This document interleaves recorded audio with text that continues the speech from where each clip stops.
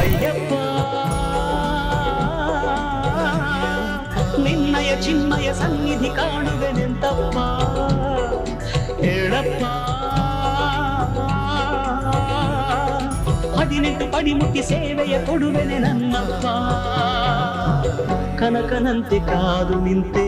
ಮುಂದೆ ದಾರಿ ತೋರದಂತೆ ದಾಸರಲ್ಲಿ ದಾಸ ನಾನು ನನ್ನ ಕಾಯಬೇಕು ನೀನು ಸರ್ವವು ಶಾಸ್ತಾಮಯ ಶರಣೆನೇ ಇಲ್ಲ ಭಯ ಸರ್ವವು ಶಾಸ್ತಾಮಯ ಶರಣೆ